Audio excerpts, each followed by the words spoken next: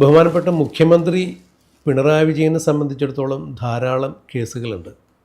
ഇനിയിപ്പോൾ ഈ ഇലക്ഷൻ കമ്മീഷൻ്റെ പുതിയ ഏതെങ്കിലും തരത്തിലുള്ള വിജ്ഞാപനങ്ങൾ വരികയാണെങ്കിൽ, ഇപ്പോൾ സുപ്രീം കോടതിയിലടക്കം മുഖ്യമന്ത്രി പിണറായി വിജയൻ്റെ കേസുകളുണ്ട്. ലാവ്ലിൻ കേസ് അറിയാലോ, 37 പ്രാവശ്യത്തിൽ കൂടുതൽ മാറ്റിവെച്ചേക്കണു. അതിൻ്റെ ക്ലറിക്കൽ നടപടികളൊക്കെ ആയി ഏതാണ്ട് 53 പ്രാവശ്യത്തിലധികം മാറ്റിയെന്നാണ് അഡ്വക്കേറ്റ് കെ എം ഷാജഹാൻ ഉൾപ്പെടെയുള്ള ആളുകൾ പറയുന്നത്.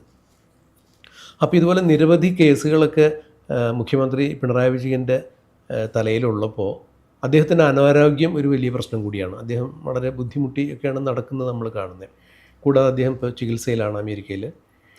അപ്പോൾ അങ്ങനെ വരികയാണെങ്കിൽ അടുത്തൊരു അംഗത്തിന് കൂടി ബാല്യമില്ലാതെ വന്നു കഴിഞ്ഞാൽ CPM-ൽ അടുത്ത അനന്തരാവകാശി, അതായത് കിരീടാവകാശി മുഖ്യമന്ത്രി സ്ഥാനത്തേക്ക് ആരാവും എന്നുള്ള അഭ്യൂഹങ്ങൾ ധാരാളം നടക്കുന്നുണ്ട്.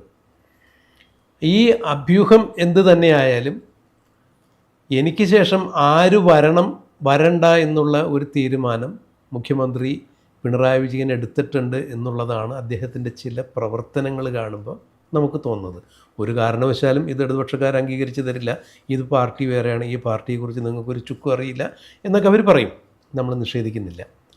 പക്ഷേ അതിൻ്റെ ചില മുന്നൊരുക്കങ്ങളാണ് മധുരയിൽ നടന്ന പാർട്ടി കോൺഗ്രസുമായി ബന്ധപ്പെട്ട് ഉയർന്നു വന്ന ചില ആളുകളെ പ്രതിനിധി സമ്മേളനത്തിൽ നിന്ന് പുറത്താക്കൽ, തുടർന്ന് പൊളിറ്റ് ബ്യൂറോവിന് കിട്ടിയ കത്ത് ചോർന്ന് എന്ന് പറഞ്ഞിട്ട് കിട്ടിയ ഇമെയിൽ ചോരൽ, അത് കോടതിയിൽ പ്രധാന രേഖയായി സമർപ്പിക്കപ്പെടൽ, ഇതൊക്കെ ഇതിൻ്റെ ഒരു ഭാഗമാണ് എന്ന് രാഷ്ട്രീയ നിരീക്ഷകർ പറയുന്നു. കാരണം ഭാഗം എന്ന് പറഞ്ഞാൽ ഒന്നുകൂടി എടുത്ത് പറഞ്ഞാൽ, പിണറായി വിജയന് ശേഷം ഭരണത്തിലേക്ക് ഇന്ന ആളുകൾ വരാൻ പാടില്ല എന്നുള്ളതിൻ്റെ കൃത്യമായ സൂചന നൽകിക്കൊണ്ടാണ് ഇത്തരം കേസുകൾ ഫാബ്രിക്കേറ്റ് ചെയ്തു പോയത് എന്നൊരു പിന്നാമ്പുറ വർത്തമാനം കേൾക്കുന്നുണ്ട്.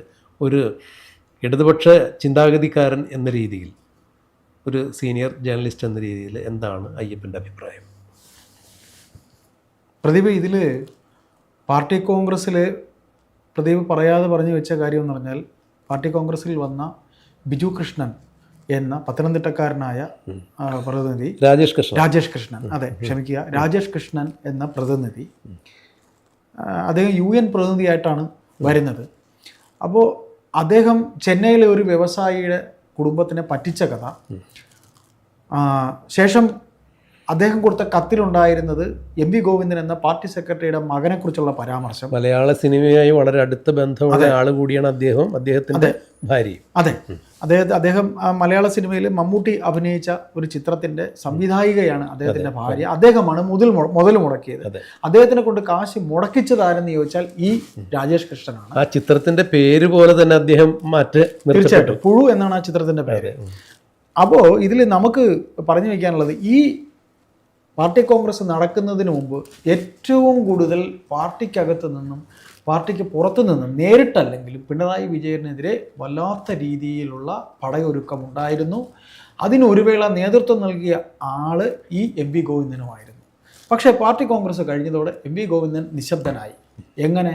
ഈ കത്ത് പുറത്തു വന്നതും ഈ വന്ന പ്രതിനിധിയെ അവിടെ നിന്ന് പുറത്തയച്ചതും. അപ്പോൾ പ്രതിനിധി വെറുതെ അല്ല പുറത്തായത്, പ്രതിനിധിയെ പുറത്താക്കിയത് MV ഗോവിന്ദൻ്റെ ആളാണ് എന്നറിഞ്ഞിട്ട് പോലും പുറത്താക്കിയത് ബേബിയും പ്രകാശ് കാരാട്ടും കൂടെ. അന്ന് പാർട്ടിയുടെ ജനറൽ സെക്രട്ടറിയുടെ ഇൻചാർജ് ആയിരുന്നു ഈ പറയുന്ന പ്രകാശ് കാരാട്ട്. അവിടെയാണ് ഇപ്പോൾ നമ്മൾ ഈ ചർച്ചയുടെ ആമുഖത്തിൽ ഞാൻ സൂചിപ്പിച്ചതുപോലെ ആരൊക്കെ വരണ്ട എന്നുള്ള കൃത്യമായ ധാരണയോടുകൂടി തീർച്ചയായിട്ടും ഒരു മുന്നൊരുക്കത്തിൻ്റെ ഭാഗമായി തന്നെയാണ് ഇത് വന്നത്. മാത്രമല്ല, ഈ ലണ്ടൻ യാത്രയിൽ ഉടനീളം നമ്മുടെ ഗോവിന്ദനുമായിട്ട് നിൽക്കുന്ന ചിത്രങ്ങൾ പാർട്ടി സെക്രട്ടറി ഗോവിന്ദന്റെ കൂടെ ഉണ്ടായിരുന്നത് ഇദ്ദേഹം തന്നെയാണ്. ഇദ്ദേഹത്തിന്റെ ഈ മനുഷ്യൻ തന്നെയാണ്, ഈ പറയുന്ന ആള് തന്നെയാണ്, രാജേഷ് കൃഷ്ണൻ തന്നെയാണ്. മാത്രമല്ല, ഈ വിദേശ രാജ്യങ്ങളുമായി ബന്ധപ്പെട്ട് നമ്മുടെ സഖാക്കന്മാർക്ക് പലർക്കുമുള്ള പല വ്യവസായ ബന്ധങ്ങൾക്കും ഇടനിലക്കാരനായി നിൽക്കുന്നതും ഈ വിവാദ വ്യവസായി തന്നെയാണ് എന്നുള്ളൊരു എന്താ പറയുക, ഒരു അപശ്രുതി അല്ലെങ്കിൽ അങ്ങനെ ഒരു ശ്രുതി കൂടി നമ്മൾ കേൾക്കപ്പെടുന്നുണ്ട്. അല്ല, ഇതിൽ ഈ MV ഗോവിന്ദൻ എന്ന് പറയുന്ന പാർട്ടി സെക്രട്ടറിക്ക് മുഖ്യമന്ത്രി മോഹം ഉണ്ട് എന്നുണ്ടെങ്കിൽ ആ മുഖ്യമന്ത്രി മോഹം നടക്കില്ല. കാരണം കണ്ണൂർ പാർട്ടിയിൽ ഗോവിന്ദനെതിരെ വൻ പടയൊരുക്കം EP ജയരാജൻ അടങ്ങുന്നവർ നടത്തുന്നുണ്ട്. അതാണല്ലോ ആദ്യം യാത്രയിൽ തന്നെ നമ്മൾ കണ്ടത്. യാത്രയിൽ കണ്ടു എന്നുള്ളത് പോലെ തന്നെ EP ജയരാജന് പാർട്ടി സെക്രട്ടറി ആകണമെന്ന് അതിയായ ആഗ്രഹമുണ്ടായിരുന്നു. അപ്പോൾ ഇ.പി. ജയരാജന്റെ പാർട്ടി സെക്രട്ടറി അല്ല, സ്ഥാനത്ത് ഗോവിന്ദനേക്കാൾ സീനിയോറിറ്റി തന്നെയാണ്. തീർച്ചയായിട്ടും പാർട്ടിയിൽ തന്നെക്കാൾ താരതമ്യേന ജൂനിയറായ എം.വി. ഗോവിന്ദൻ പാർട്ടി സെക്രട്ടറി ആകുമ്പോൾ താൻ ഒരു വേള ആഗ്രഹിച്ചിരുന്നു. കാര്യം ഇ.പി. ആഗ്രഹിക്കുന്നതിൽ തെറ്റുണ്ടോ എന്ന് ചോദിച്ചാൽ തെറ്റില്ലെന്നേ ഒരു സാധാരണക്കാരനെന്ന രീതിയിൽ, പാർട്ടിയെ നിരീക്ഷിക്കുന്ന ഒരാളെന്ന രീതിയിൽ നമുക്കെല്ലാം തോന്നുള്ളൂ. നമുക്കെല്ലാം അങ്ങനെയാണ്. കാര്യം ഇ.പി. എന്തുകൊണ്ടും പാർട്ടിക്ക് വേണ്ടി ഒരു ഉണ്ടയും കൊണ്ട് ഇപ്പോഴും നടക്കുന്നുണ്ട്. പിന്നെ അദ്ദേഹത്തിന്റെ ഒരു എടുത്തുകാട്ട സ്വഭാവവും പെട്ടെന്നുള്ള തീരുമാനവും ഒക്കെ ആയിരിക്കാം ചിലപ്പോൾ BJP ആയിട്ട് ചർച്ചയൊക്കെ നടത്തി എന്നൊക്കെയുള്ള കഥകൾ വരുന്നുണ്ട്. പക്ഷേ ഇപ്പോൾ അയ്യപ്പൻ പറഞ്ഞ് ഞാൻ നിഷേധിക്കാതെ തന്നെ മറ്റൊന്നു കൂടി പറയട്ടെ, ഈ CPM വളരെ സൗമ്യമായ മുഖങ്ങളിൽ ഒരാളാണ് ഇ.പി. ജയരാജൻ. തീർച്ചയായിട്ടും അദ്ദേഹം ശോഭിതനായിട്ട് അങ്ങനെ പ്രത്യക്ഷത്തിൽ പെരുമാറായൊന്നുമില്ല. കുറച്ചുകൂടിയൊക്കെ കുറെ കൂടെ ചേർത്ത് നിർത്തി മനുഷ്യത്വപരമായി സംസാരിക്കുകയൊക്കെ ചെയ്യുന്ന ഒരാൾ. ഒരു കുട്ടിയുടെ മനസ്സാണ് അദ്ദേഹത്തിന്. പിന്നെ കള്ളത്തരം രാഷ്ട്രീയക്കാരന്റെ മെയ്വഴക്കം അദ്ദേഹത്തിന് ഉണ്ട്. അല്ല, രാഷ്ട്രീയത്തിന് വേണ്ടി രാഷ്ട്രീയം സംസാരിക്കാൻ പറ്റില്ലല്ലോ. അതെ, അത് ഏച്ച് കെട്ടിയാൽ മുഴച്ചിരിക്കുന്ന പറയുന്നില്ല. അദ്ദേഹം കള്ളം പറയുമ്പോൾ നമുക്ക് മനസ്സിലാവും. കാര്യം ഇ.പി. കള്ളം പറയുന്നത് വ്യക്തമായിട്ട് പെട്ടെന്ന് നമുക്ക് മനസ്സിലാവും. അപ്പോൾ നമ്മൾ പറഞ്ഞു വരുന്ന ഇത്രയേ ഉള്ളൂ. അതായത് ഇ.പി. ഒരു വേള മനസ്സിൽ ആഗ്രഹിച്ചിരുന്നു, അത് പിണറായി വിജയനും ആഗ്രഹിച്ചിരുന്നു. കാര്യം പാർട്ടിയിലെ കണ്ണൂർ ഘടകത്തിലെ ഇത്രയും നാൾ വർക്ക് ചെയ്തിരുന്ന ഒരു നേതാവെന്ന രീതിയിൽ ഇ.പിക്ക് ആഗ്രഹം ഉണ്ടായിട്ടുണ്ട് എന്നുള്ള കാര്യം പകൽ പോലെ വ്യക്തമാണ്. അദ്ദേഹത്തിനെ മാറ്റി കൊടിയേരി മരണക്കിടക്കയിൽ കിടന്നുകൊണ്ട് ഗോവിന്ദനെ ആക്കണം എന്ന് പറഞ്ഞ ഒറ്റ കാരണം കൊണ്ടാണ് ഗോവിന്ദനാകുന്നത്. അവിടെ മുതൽ ഇ.പി. പാർട്ടിയുമായി തെറ്റുകയാണ്. അതുകൊണ്ട് നമ്മൾ പറഞ്ഞു വന്ന ഇത്രയേ ഉള്ളൂ, ഗോവിന്ദൻ ഒരിക്കലും മുഖ്യമന്ത്രിയാകാൻ കണ്ണൂർ ഘടകം സമ്മതിക്കില്ല. കാര്യം പി ജയരാജനെ വെട്ടി ഒരു മൂലയ്ക്ക് ഇരുത്തി കഴിഞ്ഞു. പി ജയരാജൻ ഒരു മന്ത്രി പദവി പോലും ഇതുവരെ കൊടുത്തിട്ടില്ല. അല്ല, ഈ ജയരാജന്മാരെ 3 പേരെയും അതുപോലെ തന്നെ മാറ്റി നിർത്തിയിരിക്കുകയാണ്. ഒരു എം.വി. ജയരാജനുള്ളത് ഇപ്പോൾ CC മെമ്പറായിട്ടുണ്ട്. CC വരെ മെമ്പറായിരിക്കുന്നത് സെൻട്രൽ കമ്മിറ്റിയിൽ വരെ അദ്ദേഹം എത്തിയിരിക്കുന്നതിന്റെ സംസ്ഥാന സെക്രട്ടേറിയറ്റിൽ അദ്ദേഹമുണ്ട്. സംസ്ഥാന സെക്രട്ടേറിയറ്റിൽ അദ്ദേഹം എത്തിയിരിക്കുന്നത് തന്നെ നവീൻ ബാബുവിന്റെ മരണവുമായി ബന്ധപ്പെട്ട് അദ്ദേഹം കണ്ണൂർ ഘടകത്തിൽ കാണിച്ച അദ്ദേഹത്തിന്റെ ആ ഒരു പെർഫോമൻസ് പിണറായി വിജയൻ നന്നായിട്ട് നോക്കിയിട്ടുണ്ട്. കാര്യം നമ്മൾ എപ്പോഴും സംസാരിക്കുമ്പോൾ പറയാറുണ്ട്, പിണറായി വിജയൻ എന്ന് പറയുന്ന മുഖ്യമന്ത്രി ഇപ്പോഴും പാർട്ടി സെക്രട്ടറിയുടെ ആ റോളിൽ നിന്നാണ് കളിച്ചുകൊണ്ടിരിക്കുന്നത്. അപ്പോൾ അങ്ങനെ വരുമ്പോൾ നമ്മൾ പറഞ്ഞു വന്ന ഇത്രയേ ഉള്ളൂ, ഗോവിന്ദന് അങ്ങനെ ഈസി ആയിട്ട് മുഖ്യമന്ത്രിയാകാൻ കഴിയില്ല. ഗോവിന്ദനെ പൂട്ടാനുള്ള ഒരുപാട് തെളിവുകൾ പിണറായിയുടെ പക്ഷത്ത് തന്നെ ഇപ്പോൾ വന്നിട്ടുണ്ട്. ഈ നവീൻ ബാബുവിന്റെ മരണത്തിൽ PP ദിവ്യയ്ക്ക് ഒപ്പം തന്നെ ഗോവിന്ദൻ ഇതിൽ പ്രതിയാകാനുള്ള സാധ്യത. അതെ, അവരുടെ ഈ കുടുംബപരമായ ചില കാര്യങ്ങളൊക്കെ ഒരുപാട് ബിസിനസ് പങ്കാളിയാണ്. ഈ PP ദിവ്യയുടെ ബിസിനസ് പങ്കാളിയാണ് ഈ പറയുന്ന ഗോവിന്ദന്റെ മകൻ. ഗോവിന്ദന്റെ മകൻ ഇതിൽ വളരെയധികം ബന്ധമുണ്ട്. പിന്നെ ഈ നമ്മളീ പറഞ്ഞ ചെന്നൈ വ്യവസായി എന്ന് പറയുന്ന അദ്ദേഹം ആകെ ഒരുമ്പെട്ട് ഇറങ്ങിയിട്ടുണ്ട്. കാരണം അദ്ദേഹത്തിന്റെ കുടുംബജീവിതം താർത്തിളാണ്. തന്നെയല്ല, ഇപ്പോൾ ഈ ADM നവീൻ ബാബുവിൻ്റെ മരണവുമായി ബന്ധപ്പെട്ടിട്ട് PP ദിവ്യ അറസ്റ്റിലാവുകയും പിന്നീട് 10-15 ദിവസക്കാലം ജയിലിൽ കിടക്കുകയും കഴിയുമ്പോൾ ഈ ജയിലിൽ നിന്ന് ഇറങ്ങുന്ന സമയത്ത് സ്വാതന്ത്ര്യ സമര സേനാനികളെയൊക്കെ ആനയിക്കാൻ പോകുന്നത് പോലെയാണ് MV ഗോവിന്ദൻ്റെ ഭാര്യ ശ്യാമള അവിടെ പോയി അവരെ സ്വീകരിച്ചിട്ട് രക്തഹാരമൊക്കെ ഇടിച്ചു കൊണ്ടുവരുന്ന കണ്ടത്. തീർച്ചയായിട്ടും സ്വീകരിച്ച് കൊണ്ടുവന്നില്ലെങ്കിൽ PP ദിവ്യ പല രഹസ്യങ്ങളും വിളിച്ചു പറഞ്ഞു. അപ്പോൾ തന്നെ MV ഗോവിന്ദൻ നവീൻ ബാബുവിന്റെ കുടുംബത്തോട് പറഞ്ഞ എന്താണ്, നവീൻ ബാബുവിന്റെ കേസുമായി ബന്ധപ്പെട്ട് എത്ര ബന്ധം ഗോവിന്ദൻ ഉണ്ടെന്നുള്ള ഗോവിന്ദൻ അപ്പം തന്നെ പറഞ്ഞ എന്താണ്, ഞങ്ങൾ നവീൻ ബാബുവിന്റെ കുടുംബത്തോടൊപ്പമാണ് ചേർത്ത് നിർത്തുന്നു എന്ന് പറയണു. അതോടൊപ്പം തന്നെ നവീൻ ബാബുവിനെ മരണത്തിലേക്ക് തള്ളിവിട്ട് ആത്മഹത്യാ പ്രേരണ കുറ്റം ചുമത്തി പോലീസ് ഒരേ ഒരാൾക്ക് മാത്രമേ ഇതുവരെ കേസെടുത്തിട്ടുള്ളൂ. അത് PP ദിവ്യയാണ്. ആ PP ദിവ്യ ജയിലിൽ നിന്ന് ഇറങ്ങുന്ന സമയത്ത് അവർ സ്വീകരിക്കാൻ പോയത് ഗോവിന്ദന്റെ ഭാര്യയാണ്. അപ്പോൾ അതിൽ തന്നെ ഒരു വൈരുദ്ധ്യമുണ്ട്, ഇല്ലേ?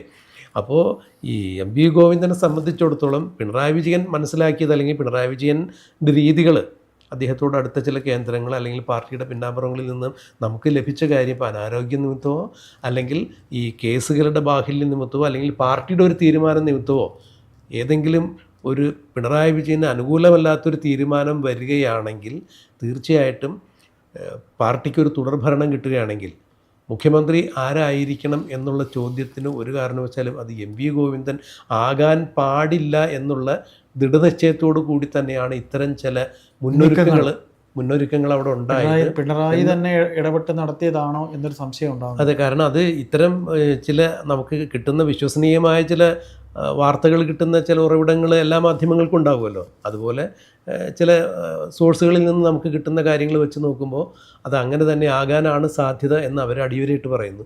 എന്തായാലും ഈ കാര്യത്തിലൊക്കെ പിണറായിക്ക് പിൻഗാമിയായി ആര് വരും എന്നാണ് പ്രദീപിൻ്റെ തോന്നുന്നത്. അല്ല, ഇപ്പോൾ പിണറായി വിജയനെ സംബന്ധിച്ചിടത്തോളം മരുമകനെ ആ കസേരയിൽ ഇരുത്തുന്നത് വലിയ താല്പര്യമുണ്ട്. പക്ഷേ പാർട്ടിയെ സംബന്ധിച്ചിടത്തോളം ഏറ്റവും വലിയ അനഭിമതനായിട്ട് നിൽക്കുന്നയാൾ മുഹമ്മദ് റിയാസാണ് എന്നുള്ളതാണ്. മുഹമ്മദ് റിയാസ് കഴിഞ്ഞ കുറേ നാളുകളായി നിശബ്ദനാണ്. അത് മാത്രമല്ല ഇപ്പോൾ MA ബേബി അത് എവിടെ മൂലം എന്ന് വെച്ചാൽ രാഹുലിന്റെ വിഷയം മുതൽ ഒന്നും പറഞ്ഞിട്ടില്ല. ഇപ്പോൾ തോമസ് ഐസക്, MA ബേബി, അതുപോലെ തന്നെ G സുധാകരൻ ഉൾപ്പെടെയുള്ള ആളുകൾ പരസ്യമായി തന്നെ റിയാസിനെതിരെ നിൽക്കുന്നൊരു കാഴ്ചയാണ്. അവരൊക്കെ തന്നെ ശക്തി പോയി, സുധാകരന്റെ ശക്തി പോയി, ഐസക്കിന്റെ ശക്തി പോയി, അവരെല്ലാം തന്നെ 75 മാനദണ്ഡത്തിൽ കട്ട് ഓഫ് ആയി. അല്ല, ഇപ്പോൾ ഇത് മറ്റൊരു കാര്യം കൂടി നമ്മൾ പറഞ്ഞു കേൾക്കുന്നത്, പക്ഷേ എതിർഭാഗത്തു നിന്ന് ഉണ്ടാകുന്ന ശബ്ദം ആരൊക്കെയെന്ന് ചോദിച്ചാൽ അദ്ദേഹത്തോടൊപ്പം പാർട്ടിയുള്ള M P Rajesh, Balagopal, P Rajeev, Shamseer, ഇങ്ങനെ കുറെ അധികം പേരുണ്ട്. പിന്നെ രാജേഷ്, മറ്റേ നമ്മുടെ കണ്ണൂരത്തെ ഒരു രാജേഷ് ഉണ്ടല്ലോ, പഴയ രാജേഷ് MP, ഇങ്ങനെ ഒരു കൂട്ടം ചെറുപ്പക്കാർ വേറെയും ഉണ്ട്. കാര്യം പിണറായി സെക്രട്ടറി സ്ഥാനത്തിരുത്താൻ പണിയെടുത്ത ആൾക്കാരിൽ പെട്ടവരാണ് ഇവരൊക്കെ. ഇത് അയ്യപ്പൻ പറഞ്ഞത് പൂർണ്ണമായിട്ടും നമുക്ക് അംഗീകരിക്കാവുന്ന കാര്യമാണ്. അങ്ങനെ ഒരു വിഭാഗമുണ്ട്, അങ്ങനെയുണ്ട്. പിന്നെ നമ്മൾ ഒരു കാര്യം അറിഞ്ഞത്, ഇപ്പൊ നമ്മുടെ കുറച്ച് സീനിയർ നേതാക്കളുടെ അപ്രസക്തരായെന്ന് പറയുന്നത്, ഇപ്പൊ Shrimati teacher, Shailaja teacher, Thomas Isaac, MA baby, ഇവരൊക്കെ കൂടി ഒരു അച്ചുതണ്ട് രൂപപ്പെടുന്നുണ്ടെന്നുള്ളത് കൂടി അങ്ങനെ അറിയുന്നു. ബേബിക്ക് ഒരു അച്ചുതണ്ട് ഉണ്ടാവാൻ സാധ്യതയുണ്ട്, അങ്ങനെ പറയപ്പെടുന്നുണ്ട്. ഇത് രണ്ട് തരത്തിലായാലും മുഹമ്മദ് റിയാസിനെ സംബന്ധിച്ചിടത്തോളം റിയാസിനെ അങ്ങനെ ആക്കില്ല. പാർട്ടിക്ക് തുടർഭരണം കിട്ടുകയാണെങ്കിൽ നമ്മൾ എല്ലാവരും കേൾക്കുമ്പോൾ നമ്മൾ മറ്റു നേതാക്കളും കേൾക്കുന്നില്ല, ഇത് CPM ആണ് എന്ന് അവർ നമ്മളെ ഇങ്ങോട്ട് പഠിപ്പിക്കും. അതെ, അല്ല തീർച്ചയായിട്ടും. അപ്പോൾ അതുകൊണ്ട് തന്നെ പിണറായി വിജയന് ശേഷം ഒരു കാരണവശാലും കസേരയിലേക്ക് മുഹമ്മദ് റിയാസ് എത്തില്ല എന്നുള്ളത് ഏറെക്കുറെ ഉറപ്പായിരിക്കണം. തുടർഭരണം കിട്ടുകയാണെങ്കിൽ പ്രതിഭ ഇത് ഒറ്റ ഇതേ ഉള്ളൂ. പിണറായിക്ക് മുഖ്യമന്ത്രിയാകാൻ കഴിഞ്ഞില്ല എന്നുണ്ടെങ്കിൽ അദ്ദേഹത്തിന് പ്രതിപക്ഷത്ത് ഈ പാർട്ടിയെ ഇരുത്താനുള്ള കഴിവ് അദ്ദേഹത്തിനുണ്ട്. അദ്ദേഹം ആ ഗെയിം ആണെങ്കിലും കളിക്കും. അല്ല, ഇപ്പം ഞാനായില്ലെങ്കിൽ അല്ല, നമ്മളിപ്പോൾ വ്യക്തിപരമായൊരു കാര്യം നിരീക്ഷിക്കുകയാണെന്നുണ്ടെങ്കിൽ, കേരള രാഷ്ട്രീയത്തിലെ രാഷ്ട്രീയ തന്ത്രജ്ഞത ഇത്രയധികം മനസ്സിലാക്കി രാഷ്ട്രീയ ചാണക്യതന്ത്രം അറിയാവുന്ന പിണറായി വിജയനെ പോലെ വേറൊരാളില്ല എന്ന് വേണം ശേഷം. പിന്നെ തീർച്ചയായിട്ടും. കാരണം രാഷ്ട്രീയത്തിൽ എന്ത് നിലപാടുകൾ സ്വീകരിക്കണം, ആരെ കൂടെ നിർത്തണം, എന്ത് കളി കളിക്കണം, അത് എപ്പോൾ കളിക്കണം, ആരെ വെട്ടി ഒതുക്കി നിർത്തണം, ആരെ മുന്നോട്ട് കൊണ്ടുവരണം എന്നുള്ളതിന് ഏറ്റവും ഇപ്പോൾ നമ്മുടെ മുന്നിലുള്ള ഏറ്റവും വലിയ ദൃഷ്ടാന്തം പിണറായി വിജയൻ തന്നെയാണ്. നോക്കൂ, 9 വർഷത്തിന് മുമ്പ് ഈ വെള്ളാപ്പള്ളി നടേശൻ എന്ന് പറഞ്ഞ സാമുദായിക ആചാര്യനെതിരെ നിരന്തര അസഭ്യവർഷം അല്ലേ വെല്ലുവിളിക്കുന്ന തരത്തിൽ സംസാരിച്ചിരുന്നത്. ഇപ്പോൾ കഴിഞ്ഞ ദിവസം നമ്മൾ കണ്ടില്ലേ, വെള്ളാപ്പള്ളി നടേശനെ സ്വീകരിച്ച് ആനയിച്ചു കൊണ്ടുവരുന്നത് നമ്മൾ കണ്ടില്ലേ അയ്യപ്പ സംഗമത്തിൽ. വെള്ളാപ്പള്ളി മാത്രമല്ല, NSS അതെ, ഇന്നിപ്പോൾ NSSന്റെ പുതിയ സ്റ്റേറ്റ്മെന്റ് വന്നിട്ടുണ്ട്. കോൺഗ്രസിനെതിരെ, BJPക്കെതിരെ LDF കാണിച്ചിരിക്കുന്നത് ഭയങ്കര കാര്യമാണ്. പക്ഷെ അത് നമ്മൾ ഇന്നലെ ഈ വെള്ളാപ്പള്ളി നടേശൻ്റെ കാര്യം പറഞ്ഞതുപോലെ, വെള്ളാപ്പള്ളി നടേശൻ പറഞ്ഞു കഴിഞ്ഞാൽ അത്ര SNDPക്കാർ CPM വോട്ട് ചെയ്യും എന്നുള്ളത് ഒരു വലിയ വിഷയം തന്നെയാണ്, ആലോചിക്കേണ്ട ഒരു കാര്യം തന്നെയാണ്. ഇതുപോലെ തന്നെയാണ് സുകുമാരൻ നായർ പറഞ്ഞാൽ എത്ര പേര് വോട്ട് ചെയ്യും എന്നുള്ളതും ആലോചിക്കേണ്ട കാര്യം തന്നെയാണ്. വോട്ട് ചെയ്താലും ഇല്ലെങ്കിലും ഇവരുടെയൊക്കെ ഒരു പ്രശ്നം വെച്ചാൽ പൊതുവിൽ ഒരു സ്റ്റേറ്റ്മെന്റ് ആയിരിക്കും, അങ്ങനെ ഒരു സ്ട്രാറ്റജി ഉണ്ടാക്കി എടുക്കാൻ പറ്റും. അതായത് പൊതുവിൽ ഇപ്പം SNDPയിൽ അദ്ദേഹമായിട്ട് വിശ്വാസം ഇല്ലാത്തവർ പോലും വെള്ളാപ്പള്ളി അങ്ങനെ പറഞ്ഞു, അല്ലെങ്കിൽ സുകുമാരൻ നായർ സാർ ഇങ്ങനെ പറഞ്ഞു എന്ന് അവർ ആ സമുദായത്തിലുള്ളവരെ കൊണ്ട് ചിന്തിപ്പിക്കും. അവിടെയാണ് അവരുടെ വിജയം. അതെ, അല്ല ഈ മതത്തിനും ജാതിക്കും എല്ലാം അതീതമായിട്ട് പാർട്ടിയെ മുന്നോട്ട് കൊണ്ടുപോകണം, നയിക്കണം എന്നൊക്കെ പറഞ്ഞ് വിപ്ലവ പ്രസ്ഥാനത്തിൻ്റെ, നവോത്ഥാന പ്രസ്ഥാനത്തിൻ്റെ വക്താക്കളാണ് തങ്ങളെന്ന് അവകാശപ്പെടുന്ന ഇടതുപക്ഷ സർക്കാരിൻ്റെ മുഖ്യമന്ത്രിയാണ് ഇപ്പോൾ ഇതുപോലുള്ള ജാതീയമായിട്ടുള്ള സമുദായികമായിട്ടുള്ള ആചാര്യന്മാരെ കൂട്ടുപിടിച്ചുകൊണ്ട് ആഗോള അയ്യപ്പ സംഗമം എന്നൊക്കെ പറഞ്ഞുകൊണ്ട് ഭരണം നിലനിർത്തുക എന്ന ഉദ്ദേശിച്ചു. അതെ, അതാ പറഞ്ഞേ, നവോത്ഥാന പ്രസ്ഥാനം എന്ന്, വിപ്ലവ പ്രസ്ഥാനം എന്ന് പറയുന്ന ആളെ പുരോഗമന പ്രസ്ഥാനത്തിൻ്റെ വക്താക്കൾ എന്നാണ് നമ്മൾ ഇടതുപക്ഷത്തെ അറിയപ്പെടുന്നത് അല്ലേ. അപ്പോൾ ആ ഇടതുപക്ഷത്തിൻ്റെ മുഖ്യമന്ത്രിയാണ് ഇപ്പോൾ ഇത്തരം ജാതി മത സമവാക്യങ്ങളിലൂടെ മുന്നോട്ട് നീങ്ങുന്ന ഒരു കാഴ്ച കാണാൻ കഴിയുന്നത്. സമുദായ നേതാക്കളുടെ മുന്നിൽ പോയി. അതെ, ഇപ്പോൾ ഈ തെരഞ്ഞെടുപ്പ് വരുമ്പോൾ അരമനകളിലൊക്കെ കയറി ഇറങ്ങി നമ്മൾ കാണാറുണ്ട്. അവിടെ ഈ മറ്റു പാർട്ടികൾക്കുള്ള ഒരു വ്യത്യാസം ഇതിലില്ല. കാരണം കൊടിയുടെ കളറിൽ മാത്രം വ്യത്യാസമുള്ളൂ, എല്ലാവരും വോട്ട് അഭ്യർത്ഥിച്ചു പോകുന്നു എന്നൊക്കെയാണ് അതിന് പറയണത്. അതെന്ത് തന്നെയായാലും മുഖ്യമന്ത്രി പിണറായി വിജയനെ സംബന്ധിച്ചിടത്തോളം ചില തീരുമാനങ്ങൾ അദ്ദേഹത്തിനുണ്ട്. ആരൊക്കെ ഈ പാർട്ടിയെ നയിക്കണം, അതിൽ ഒരു തീരുമാനം MV ഗോവിന്ദനെ മുഖ്യമന്ത്രി ആക്കില്ല എന്നുള്ളത് തന്നെയാണ് എന്ന് വേണമെങ്കിൽ നമുക്ക് അനുമാനിക്കാം. അത്രയേ ഉള്ളൂ. എന്തായാലും ചില അദ്ദേഹത്തിന്റെ പദ്ധതികൾ വളരെ വളരെ വളരെ രഹസ്യമായ ചില പദ്ധതികളാണ്. എന്തൊക്കെയാണ് ഈ രാഷ്ട്രീയ തന്ത്രജ്ഞത എന്നുള്ളത് എങ്ങനെയായിരിക്കും, അതെ എങ്ങനെയായിരിക്കും അത്, ഏത് രീതിയിലായിരിക്കും അദ്ദേഹം ഇംപ്ലിമെന്റ് ചെയ്യാൻ പോണെന്നുള്ളത് അത് കണ്ടു തന്നെ അറിയേണ്ട കാര്യമാണ്. എന്തായാലും നമുക്ക് കിട്ടിയ ഒരു വിവരത്തിന്റെ അടിസ്ഥാനത്തിൽ എന്തായാലും ആ കത്തിനെ തുടർന്നുണ്ടായ വിവാദവും അതെല്ലാം തന്നെ മുഖ്യമന്ത്രി സ്ഥാനത്തേക്ക് എന്തായാലും MV ഗോവിന്ദൻ എത്തില്ല എന്നുള്ളതാണ് ഇതിലൂടെയൊക്കെ മനസ്സിലാക്കാൻ സാധിക്കുന്നത്. ഇനി നമുക്ക് കാത്തിരിക്കാം, കണ്ടറിയാം.